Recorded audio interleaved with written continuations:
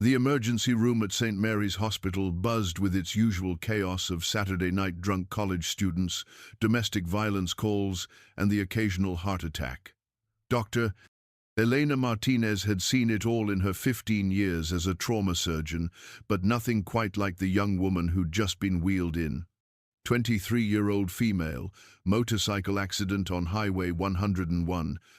Paramedic Jackson called out as they rushed through the automatic doors. Massive blood loss, BP dropping fast. She's been conscious the whole ride, keeps asking for someone called Apache. Elena glanced at the patient as they transferred her to the trauma bay. The woman was pale as winter snow, her dark hair matted with blood. But her eyes were alert, too alert for someone who should be unconscious from blood loss. "What's your name, honey?" Elena asked, pulling on her surgical gloves. "Sarah," the woman whispered, her voice surprisingly steady. "Sarah Blackwood." As Elena began her examination, something felt wrong. The amount of blood on Sarah's clothes and the paramedic's report didn't match what she was seeing. The supposed wounds were superficial at best, scratches that wouldn't warrant a band-aid, let alone an emergency room visit. "Jackson," Elena called to the paramedic who was finishing his paperwork, "you said massive blood loss?" "Doc, I've never seen anything like it. The bike was totaled, blood everywhere. We figured internal bleeding, but—" He scratched his head. "She never lost consciousness, vitals stayed stable, weird as hell." Elena frowned, checking Sarah's blood pressure again. Normal. Pulse. Normal. Temperature. Normal. Yet the woman looked like she'd been drained of every drop of blood in her body. "Sarah, I need you to tell me exactly what happened."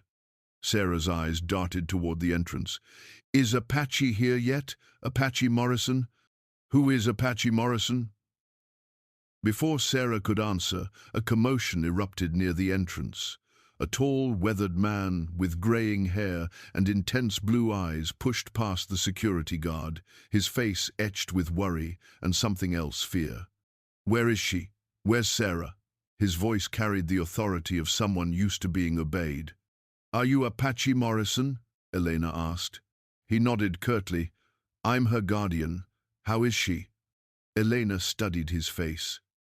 Guardian seemed an odd term for someone who looked to be in his 60s, talking about a 23-year-old woman. "She's stable, but Mr. Morrison, I need to understand what happened. The blood loss doesn't match her injuries." Apache's jaw tightened.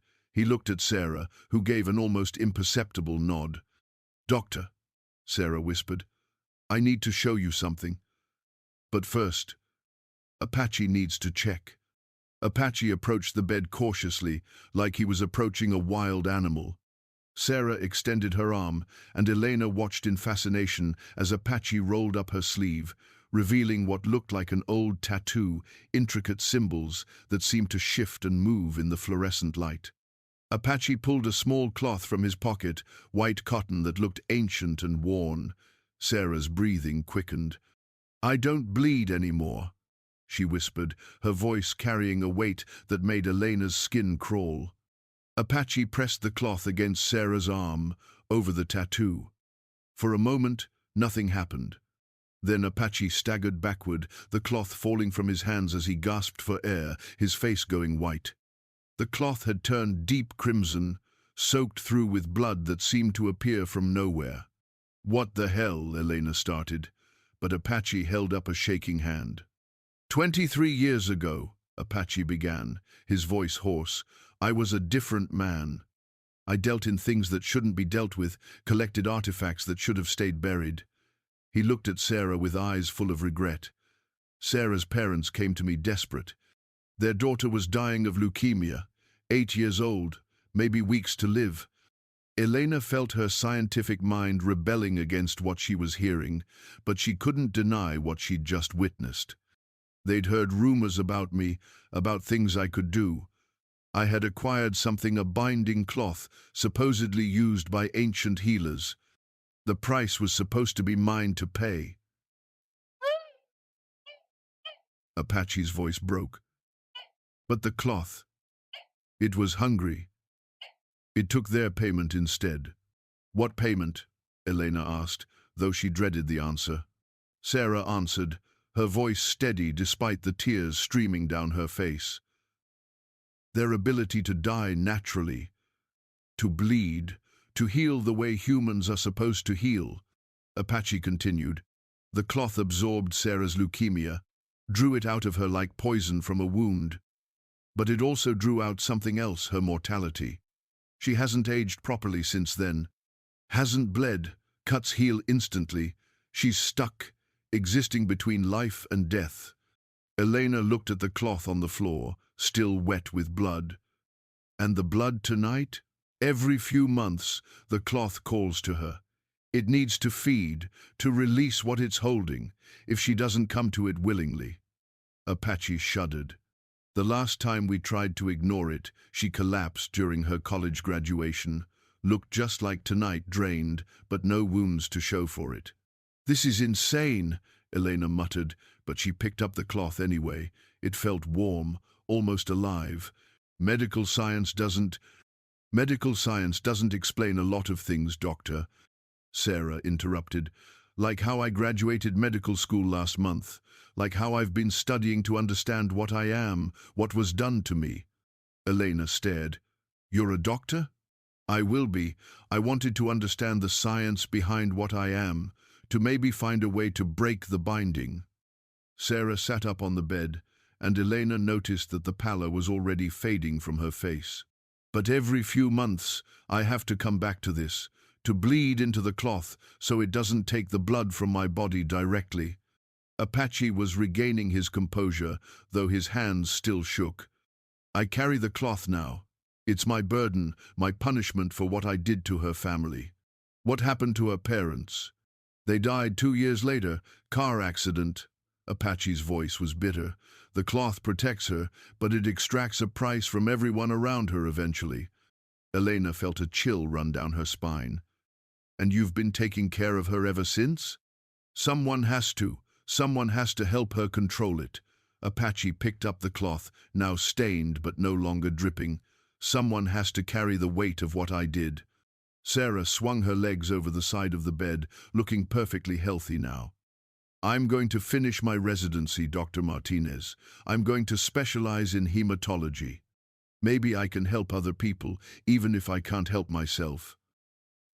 But the feeding will continue every few months until either the cloth is destroyed or I am. Sarah's matter-of-fact tone sent shivers through Elena. But in between, I can save lives. I can do some good with this curse. Elena watched them prepare to leave, her mind reeling. Wait, how do I put this in my report? How do I explain? Dehydration, Apache said simply. Low blood sugar, shock from the accident. She's fine now, vitals normal. Sometimes the simplest explanation is the one people can accept. As they reached the door, Elena called out, Sarah, the cloth, has anyone ever tried to destroy it? Sarah turned back, and for a moment, Elena saw the weight of 23 years of unnatural life in her eyes. 3 times. Each attempt nearly killed me. Apache almost died in the last one. She smiled sadly. Some curses are meant to be carried, not broken. But you haven't given up hope? I'm studying medicine, Dr. Martinez. Hope is all I have left. After they left, Elena stood alone in the trauma bay, staring at the spot where the cloth had fallen. She pulled out her phone and began typing her report. Patient presented with symptoms consistent with severe dehydration and shock following motor vehicle accident. Vitals stabilized after IV fluids. Patient discharged in stable condition with guardian. She paused, then deleted the last line and retyped, patient discharged in stable condition with Apache Morrison, who appears to be carrying burdens far heavier than anyone should bear. Then she deleted that too and stuck with the medical facts. Some stories, she realized, weren't meant for official reports. But as she finished her shift and walked to her car in the pre-dawn darkness, Elena found herself thinking about the young woman who didn't bleed anymore and the old man who bled for her sins. She thought about curses that demanded payment and the different ways people chose to carry their pain. Most of all, she thought about hope, how it could survive even when caught between life and death, bleeding into a cloth that should never have existed, carried by someone who had spent decades trying to atone for a moment of desperation. Elena never saw Sarah or Apache again, but 3 years later, she read about a breakthrough in leukemia research published by Dr. Sarah Blackwood, a young hematologist whose innovative treatment had saved dozens of children's lives. The paper was brilliant, groundbreaking, and it never mentioned the price of the research, or the ancient cloth that fed on borrowed time, or the guardian who carried both hope and guilt in his weathered hands. Some stories, Elena realized, were written in blood that only a few people would ever see. But the lives saved, those stories were written in healing, in futures that stretched ahead, bright and unmarked, in the possibility that sometimes even curses could be transformed into something that served the light.